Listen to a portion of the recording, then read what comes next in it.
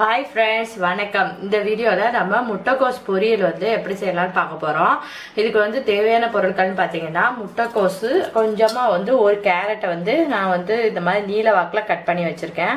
இந்த மாதிரி நீல வாக்குல கட் பண்ணீங்கன்னா உங்களுக்கு பொரியல் சூப்பரா உதிரியா கிடைக்கும். அது மாதிரி முட்டைக்கோஸ் நல்லா கட்டியா இருக்கிற மாதிரி உள்ள முட்டைக்கோஸ் எடுத்துக்கணும். கொஞ்சம் ஒயிட் கலர்ல இருக்கிற மாதிரி பார்த்து ஒயிட்டும் பழுப்பு கலரும் கலந்த மாதிரி இருக்கிற கலர்ல எடுத்துக்கிட்டீங்கன்னா உங்களுக்கு பொரியல் நல்ல உதிரியா கிடைக்கும். தாளிக்கிறதுக்கு வெங்காயம், கறிவேப்பிலை, நல்லெண்ணெய், அதுக்கப்புறம் கடுகு, உளுந்த பருப்பு எடுத்து வச்சிருக்கேன். அதுக்கப்புறம் பாத்தீங்கன்னா அரைக்கிறதுக்கு நம்ம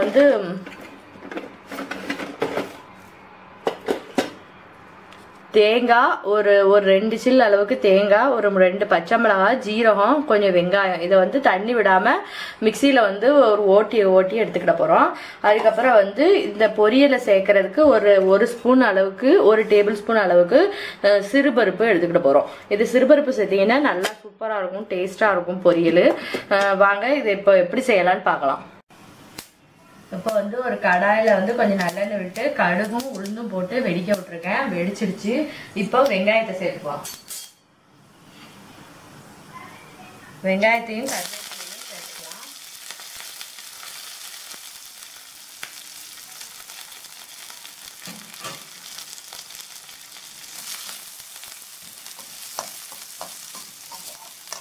இது கொஞ்சம் ஒரு 3/4 வாசி பதத்துக்கு நம்ம வெங்காயத்தை வேக விடணும்.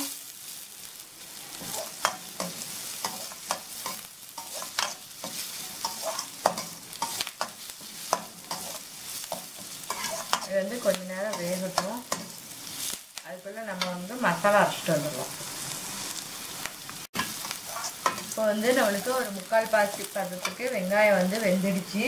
இப்போ நம்ம முட்டைக்கோஸை இதில் சேர்த்துடலாம்.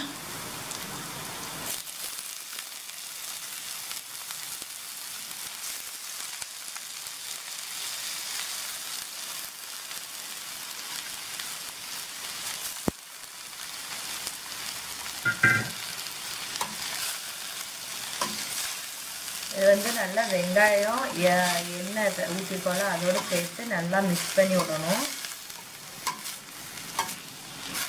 இதில் தண்ணி நம்ம ஊற்றக்கூடாது வேகிறதுக்கு. இதில் இருக்கிற தண்ணியே போதும். ஒருவேளை தண்ணி பத்தலைன்னா தண்ணி மட்டும் தெளிச்சுக்கங்க, ஊற்ற வேண்டாம்.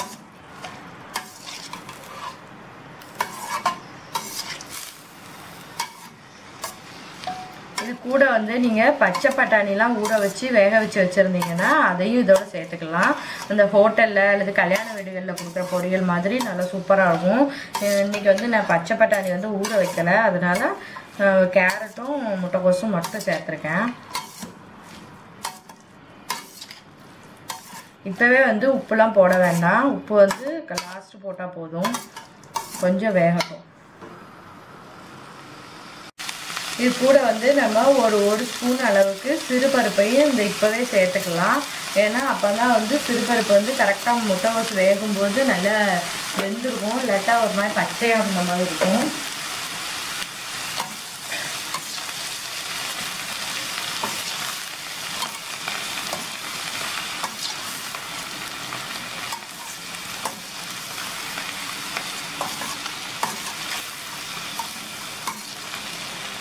கொஞ்ச நேரம் வேகட்டும்.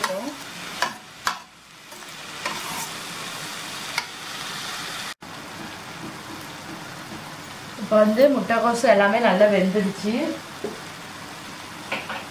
இதில் நம்ம அரைச்சி வச்சிருக்க மசாலாவை சேர்த்துடலாம். இதில் நான் ஒன்று சொல்ல மறந்துட்டேன். ஒரு சின்ன பல்லாக இருந்தால் ஒரு 2 பல்லு பூண்டு சேர்த்துக்கோங்க. அப்போ உங்களுக்கு பொரியல் நல்ல வாசனையாக இருக்கும்.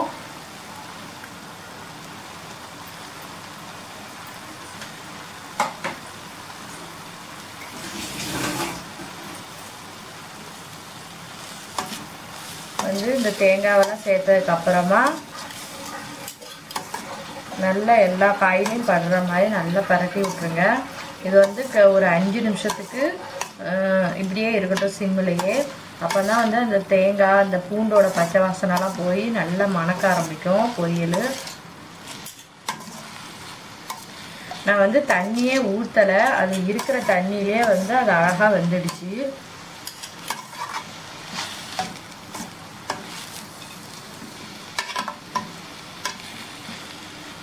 இப்போ வந்து உப்பு சேர்த்துடலாம்.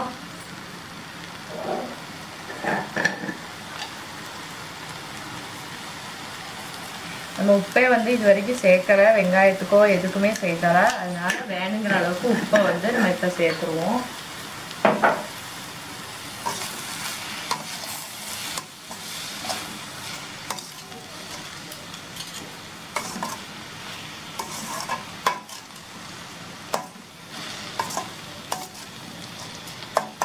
ஒரு 5 நிமிஷம் இருக்கட்டும், பொரியல் ரெடி ஆயிடும்.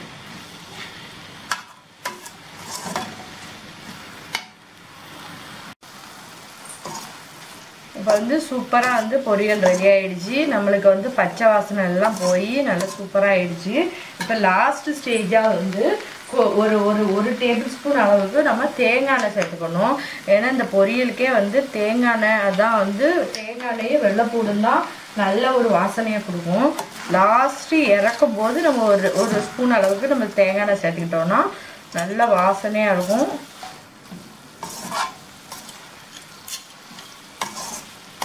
இது வந்து சாம்பார் அந்த மாதிரி வச்சிங்கன்னா இந்த பொரியல் வந்து செம டேஸ்ட்டாக இருக்கும்.